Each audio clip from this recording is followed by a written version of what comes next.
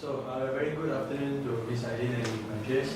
My name is Kishan, that's Hanifa, and that's Brian. Today we will be talking to you on the topic of intercultural communications. So, our case study is basically on this interpretation of situations when you are introduced to stereotypical assumptions. So, for an example, Indians are known to bob our head at every kind of disagreement questions that we're given. Malays are so-called told that they are lazy all the time and they want to lepak. And Chinese are known to love to eat rice and stuff like that. So this is some of the obvious stereotypical assumptions that are in society, and we're going to be looking into this particular topic. So this will be an overview for my presentation today. Me and Hanifa will be going through two scenarios that I'll be showing you later, and that will be covering on different cultural dimensions and effects, and we'll be addressing some of the cultural stereotyping that is existing in the society. And lastly, Brian will finish off our presentation by addressing how this actually affects or relates to the local context. So, before I start on the video, we have to focus on three characters. First, on my left, or rather on my right, is Raj. He is born in India, he's a scientist, and he resides in America where he works. In the middle is his parents. They live and are born in India, and they have supported Raj through his education and work in America. And on my left, you can see here, on my right here again, you can see that Sheldon is Raj's friend and is also a fellow scientist. He is born and raised in America. Okay, so with this small background and characters, we'll proceed to the video.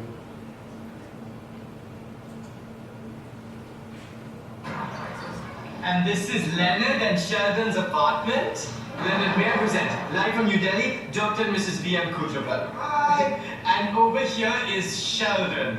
Hi. He lives with Leonard. Oh, that's nice. Like Haruna and Tanvir. No, not like Haruna and Tanvir. Such sweet young men. They just adopted the cutest little Punjabi baby. Yeah. No, not like Haruna and Tanvir. This scenario one. Yes. Do you remember Lalita Gupta? The little fat girl that used to kick me in the samosas and call me untouchable? Yes. Well, now she's a dental student at USC. So we gave her your contact information. Why did you do that? I'm 26 years old, Rajesh. We want grandchildren. But Papa, I'm not supposed to... Lalita's parents approve the match. If you decide on a spring wedding, you can avoid monsoon season. Oh, sorry, It's up to you. They may not work together. If you don't want to meddle, then why are you meddling? If I may, your parents probably don't consider this meddling. While arranged marriages are no longer the norm, Indian parents continue to have a greater than average involvement in their children's love lives. Why are you telling me about my own culture? You seem confused. Sorry, Mommy, Papa, but with all due respect, I really Sorry, can't go to... darling. We have to go. Okay, so with the two scenarios that you all just saw, there's many issues that you may be going through in your mind and all, but there's a few things that we want to narrow it down to, and that will be this. So basically you saw in the two scenarios, there are a lot of things that were highlighted, and we want to focus on the part where the characters in the show were stereotyping each other's cultures. And these are the problems that we've identified, and we wanted to address them in the form of questioning some of the things in these two scenarios that were given and relating that to the local context. So these are the questions. I'll be taking the first two, Hanifa will be taking the middle two, and Brian will be finishing off the presentation with the last one. So without further ado, why did Raj's parents assume that American culture and men were living together? So the assumption was based off of, firstly, Harun and Tanvir, their relatives. Their relatives, these two are men, just to be clear. So they are living in together, and they were about to adopt a baby in their culture. So basically, in their culture, if two men were to live together, they are of the homosexual origin. The second thing was, they assumed that because these guys are Westerners, they are more accepting of such kind of relationship. And the third thing is that they are coming from a high context culture. So they are very influenced from the place that they are brought up in. So basically, the parents are from India and they have been in India all their lives. So from an Indian culture's point of view, men who live together are definitely not just friends. This is the concept that they have in their mind, and that's the assumption that they have there. These guys are homosexuals. So now, before I continue on, I want to introduce you to a new friend of ours. This is Great Hofstadter. He is a psychologist. He's a German psychologist who actually studied culture, and he basically tells you what culture is. Basically, it's how we think about things. And using his three levels of uniqueness, this is basically a pyramid that he used to understand how cultures react and interact with each other. So when we look at the parents' point of view, they use the culture's point of view to understand the situation. And in this case, culture, they learned it from their upbringing. Like I said, they were born and raised in India, and therefore that's the reason why they came up with this assumption. Now for question 2, we're going to use the same pyramid again and address how the parents should have handled the situation. So using the human nature's point of view, okay, the first thing that they could have done is ask Raj privately what they are, or basically just ask them if they are homosexuals or not. That would have cleared the air from the beginning. Secondly, the parents could have asked the Sheldon and Leonard whether they have girlfriends or whether they are already engaged to prevent any kind of weirdness that happened, like as you saw in the video earlier. And lastly, they could use a bit of common sense and just think that men can be friends if they were to hang out together. So with that, I'll pass on to Hanifa to explain more on scenario 2. Thank you. So thank you, Vision, for passing me through the slides. Okay, so for my slides, I'll be talking about why did Sheldon and Raj receive the idea of arranged marriage differently. First, I'll be talking about Raj's point of view, and followed by Sheldon's point of view. Okay, as you know that Raj is from India and he has a high context culture kind of thinking. But however, due to adapting to a new environment that he's working in a low context culture in the USA, he has an open-minded view of living in a Western country, and hence he has mentality of individualistic, and he wants to choose his own love life. So on the rhetorical question part where he asks his parents like why we never know, he's actually saying it indirectly, so that his parents would know that he's actually trying to say, I do not want to have an arranged marriage. But he chose to do it as such is because he wants to ensure that harmony between his parents maintained as such. For Sheldon's part, he has a conventional view of India because he assumes that India is high context culture, and he thinks that way is because when he heard Raj's parents say an arranged marriage from India itself, he knew that India was high context culture, and he took things literally, which is from his low context culture point of view. Next one is Sheldon's answering the rhetorical question of Raj.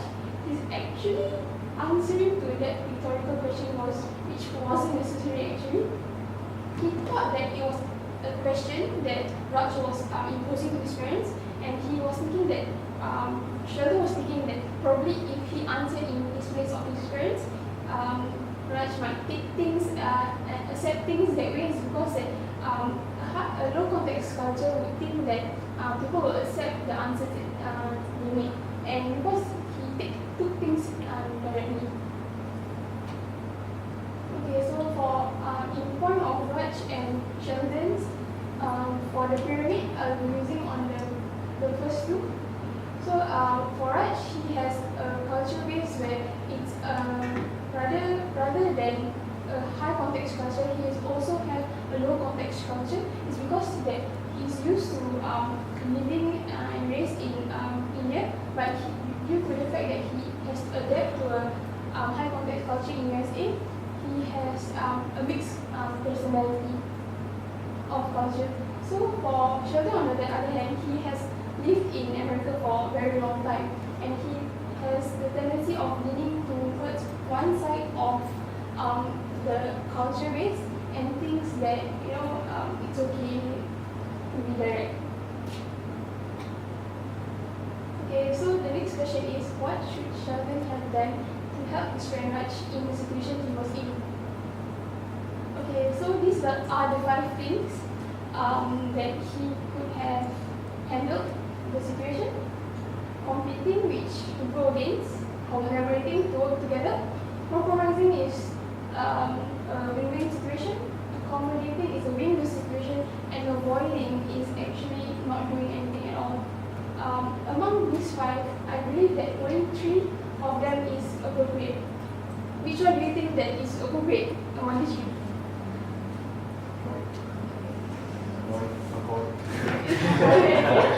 Okay, so if you think it's avoid, then among these 3, yes, avoid is there. So the first one is competing. Sheldon should have encouraged Raj to go for that arranged marriage. Rather, he's actually putting the point of view of his Raj's parents and going against Raj. He could also compete against his parents instead by telling Raj he has a girlfriend, which is not true actually. Or he could have tell Raj to think over it, and maybe you could get something out of it. And lastly, is avoiding by being silent. This kind of situation can be taken place in a working environment when, in this case, because Sheldon is actually interventing to the conversation when he is not supposed to. If Sheldon, in this case, was a mediator in a conflict between 2 parties, Sheldon could have been a manager in a company, and he could have handled things without assuming or being biased towards one. Thank you. I'll pass on to Brian. I think I'm far for your presentation. I'll bring you to the last part of our presentation, which is the last question. In Singapore, how does stereotypical assumptions affect the workplace relationship between colleagues? So before we look into that question, we have to look into 2 key cultural dimensions that have been mentioned in the case study itself. Firstly, low and high context culture. Secondly, individualist culture and collectivist culture. So a low and high context culture, what are the differences? In the low context culture, they have a more emphasis on words itself. So when they communicate, they try to give a more precise and more accurate answer to the communicating party. And they are also very straightforward and tend to take words literally. Some examples of low context culture countries are like Germany and North America. On the other hand, in the high context culture, they have a more emphasis on commonality, which means that they make a lot of assumptions due to their culture itself. And they are also indirect, so when they communicate with the other party, they assume that the other party has knowledge on their own cultures, commonality, communications, and views. So some examples are China, Japan, and also India from the case study itself. So an individualist and collectivist culture. So individualism is making decisions based on one's own view. So when in the individualist culture, when an individual works with a group, they tend to put their own beliefs and views above the group itself. So making a decision isn't about the group, but what they perceive it as it is.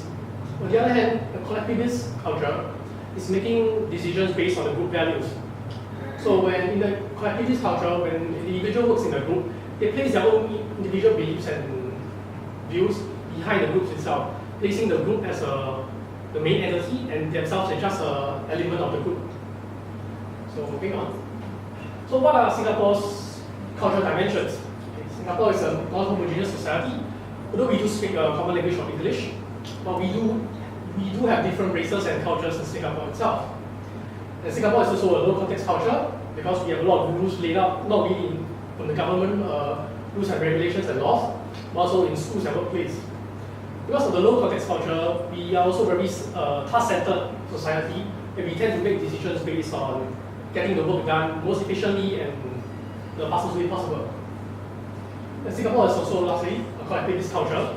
From our Asian upbringing, Singapore has ancestors from China, India, and other parts of Asia. So we tend to be a more collectivist culture where we value the group values instead of our own. For example, we value our family more than ourselves.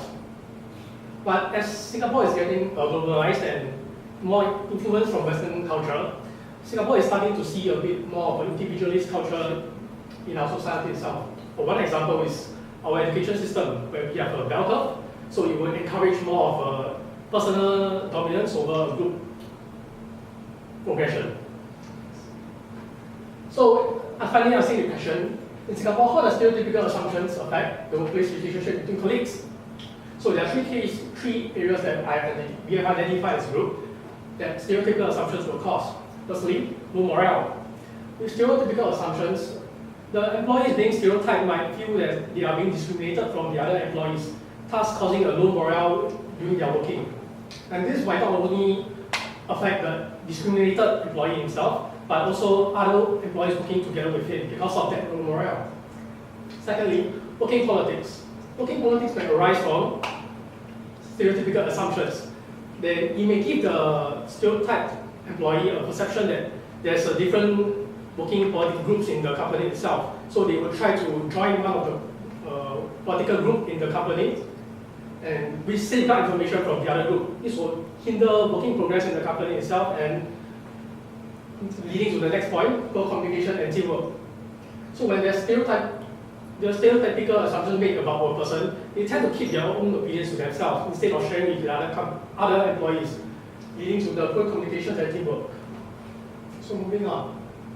So how do we address these stereotypical assumptions? From the case study, we have learned that what as an individual self we can do to address these stereotypical assumptions. But as an organization itself, there are two ways that we identified that you can, as the organization can do to step in to lower down these stereotypical assumptions. Firstly, is the management. The management should set example through their behaviors and rules and regulations to their employees to show that they do not tolerate any stereotypical assumptions among the organization itself. And secondly is cultural audits. This cultural audits is a regular audit that is held from the company to assess their behaviors and how they address to the employees and to their clients. And through these audits, they can learn how to minimize some of these stereotypical assumptions made through the clients and the employees themselves. So in summary, for our presentation, firstly, we looked into the different cultural dimensions from the case study itself. We learned about low and high context culture. Secondly, the effects of stereotypical assumptions made which are low morale, working politics, and poor communication and teamwork. And lastly, and adjusting the cultural stereotypes, we have gone through in the case study and also at the lastly, what the management position can do to lower down these stereotypical assumptions in the organization itself. So thank you for listening to this presentation.